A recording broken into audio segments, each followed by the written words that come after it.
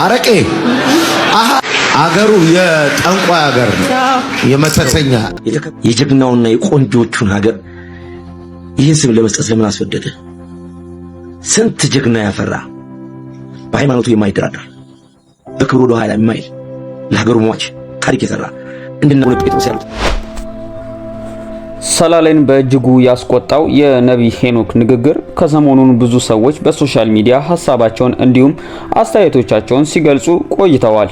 ከዚህም ባለፈ ቁጣን እና ብስጭትንም እንዲሁም ዛቻን አዘል ንግግሮች አልጠፉም። ታዲያ በዚህ ንግግር ላይ ነቢይ ሄኖክ ምላሽን ሰጥቶ ነበረ። ብዙዎችም ከነቢይ ሄኖክ የይቅርታ ምላሽ በኋላ የተረጋጉ ይመስል ነበር። ነገር ግን ጉዳዩ በዚህ ያላበቃ አስመስሏል። አሁንም ከሰዓታት በፊት አዲስ መረጃ ብቅ ብሏል። ለጂፒኤስ ቤተክርስቲያን የተላለፈ መልእክትን ይዘንላችኋል የምትመለከቱት ይሆናል። አስቀድመን የነቢይ ሄኖክ ይቅርታን ተከታትለን ዛሬ የተላለፈውን መልእክት የምናስመለከታችሁ ይሆናል። ቪዲዮውን እስከ መጨረሻ ይከታተሉት። ላይክ እና ሼር ማድረግ እንዳይረሳ። ቪዲዮውን ተከታትለን እንመለስ። ሰላም፣ እንዴት አላችሁ ውድ ኢትዮጵያውያን? ስፔሻሊ የፍቼ ሰላሌ አካባቢ ሰዎች ዛሬ በዚህ የይቅርታ ቪዲዮ በፊታችሁ መጥቻለሁ። ሌሊቱን እኔ ከኢትዮጵያ ተነስቼ ወደ አሜሪካን ሀገር ለአገልግሎት እየመጣው ነበር። አየር ላይ ያለው በሶሻል ሚዲያ በተለያዩ ዜናዎች አንድ የተቆረጠ አጭር የኔ ንግግር የፍቼ ሰላሌን ሕዝብ እንደምጠላ አይነት ትርጉም ይዞ ብዙዎች ጋር ደርሶ አይቻለው። ለዚህ ንግግሬ ይቅርታ ለመጠየቅ ነው በፊታችሁ ያለሁት። በጣም በዛ አካባቢ ላለ ሰዎች ጠቅላላ እንዲሁም ለመላው የኢትዮጵያ ሕዝብ ፍቅርና አክብሮት ኖሮኝ ነው ማገለግለው። በማገለግልበትም ቤተክርስቲያን የተለየ የብሔር የተለየ የአንድ ጎሳ ግሩፕ የለም። በቤተክርስቲያናችን የተለያየ ብሔር የተለያየ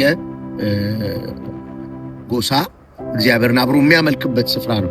ስለዚህ በዚህ ንግግሬ ያሳዘንኳችሁ፣ በዚህ ንግግሬ ያስከፋዋችሁ የዛ አካባቢ ተወላጆች በጣም ይቅርታ ለመጠየቅ በፊታችሁ በዚህ ቪዲዮ ያለው።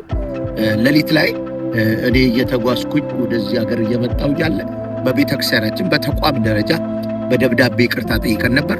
እሱም በቂ ስላልሆነ እኔ ራሴ በአካል ይህንን ሕዝብ ይቅርታ ለመጠየቅ በፊታችኋለሁ። ይቅርታዬን እንድትቀበሉኝ በጌታ ፍቅር ጠይቃችኋለሁ። ከልቤ ወዳችኋለሁ፣ አከብራችኋለሁ። የዛን አካባቢ አመራሮች፣ በዛ አካባቢ ላይ በተለያየ የመንግስት ቢሮዎች በአመራር የተቀመጣችሁ ይቅርታዬን እንድትቀበሉ፣ ደግሞም በዛ ከተማ መጥቼ በአካል ይቅርታዬን የምጠይቅበት ሕዝቡንም የማገለግልበት እድል እግዚአብሔር በቅርብ ያመቻችልኛል። በአጭር ቀን ውስጥ ወደ ኢትዮጵያ መለሳለሁ። እግዚአብሔር ይህን እድል ይሰጠኛል። ወዳችኋለሁ። ተባረኩ።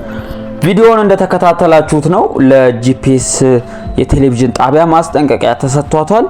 የሃይማኖት መገናኛ ብዙሃን የሚያሰራጩት ይዘቶችንም አስመልክቶ ከኢትዮጵያ መገናኛ ብዙሃን ባለስልጣን የተሰጠ መግለጫ እንዲህ ይላል። በሀገራችን የሃይማኖት እና የእምነት ነጻነት በፌዴራል ህገ መንግስት መረጋገጡ ይታወቃል። በዚህም መሰረት በመገናኛ ብዙሃን አዋጅ ቁጥር 1238/13 መሰረት የሃይማኖት መገናኛ ብዙሃን ባለስልጣን ምዕመኖች ባሉበት ሆነም በመገናኛው ብዙሃን አስተምሮቶች እንዲከታተሉ የኢትዮጵያ መገናኛ ብዙሃን ባለስልጣን ፍቃድ ወስዶ እየተንቀሳቀሰ ይገኛል። ባለስልጣኑ በአዋጁ በተሰጠው ኃላፊነት መሰረት መገናኛ ብዙሃን ተግባሮችንም ህጋዊ ሙያ ስነ ምግባርንም ባከበረ አግባብነትም ስለማከናወናቸው ክትትል ቁጥጥር በማድረግ ክፍተቶችም እንዲታረሙ ግብረ መልስም ይሰጣል። እንደ ጥፋታቸውም አይነት ተገቢውንም አስተዳደራዊ እርምጃ ይወሰዳል። በመሆኑም የኢትዮጵያ መገናኛ ብዙሃን ባለስልጣን ለጂፒኤስ የቴሌቪዥን ጣቢያ በቀን 13 4ኛ ወር 2018 በማህበራዊ ገጻቸው ላይ የሚያሰራጩትን ፕሮግራም ከመገናኛ ብዙሃን አዋጅ ከ1238/13 አግባብነት ካላቸው ህጋዊ አንጻር የክትትል ስራዎች ያከናወነ ሲሆን በዚህም ፕሮግራም በሀገራችን የሰላሌ አካባቢ ተገቢ ባልሆነ መልኩ መግለጹ ማረጋገጡን የተቻለ ሲሆን በዚህም መሰረት ለጂፒኤስ የቴሌቪዥን ጣቢያ በመገናኛ ብዙሃን አዋጅም የተሰጠውን የህግ ድንጋጌ በመጣሱ ማስጠንቀቂያ ተሰጥቷል። በቀጣይም ከላይ የተጠቀሱን ህጎችም ጥሰው የተገኙ የሃይማኖት መገናኛ ብዙሃን ላይ አስፈላጊ እርምጃ የሚወሰድ ሲሆን መገናኛው ብዙሃንም ያሉባችሁን ኃላፊነቶች ተገንዝባችሁ በጥንቃቄ በኃላፊነት መንፈስ እንድትሰሩ ያሳስባል። የኢትዮጵያ መገናኛ ብዙሃን ኃላፊነት ታህሳስ 17 2018 የተሰጠ መግለጫ ነው። እንግዲህ ቪዲዮን እንደተመለከታችሁት ነው። ቪዲዮን ከወደዳችሁት ላይክ እና ሼር ማድረግ እንዳይዘነጋ። ለፋሪስ ሚዲያ ቤት አዲስ ከሆናችሁ ቤቱን ሰብስክራይብ በማድረግ ቤተሰብ ይሁኑ እንላለን። እንዲሁም መረጃ በፍጥነት እንዲደርሳችሁ የደውል ምልክቷን እንዳይረሱ። አዳዲስ መረጃዎችም ሲመጣ እኛ በፍጥነት የምናደርሳችሁ ይሆናል። እኛም አዳዲስ መረጃዎች በመጡ ጊዜ እስከንመለስ ድረስ እናንተን ከዚሁ ተሰናበትን። ቸር ሰንብቱ።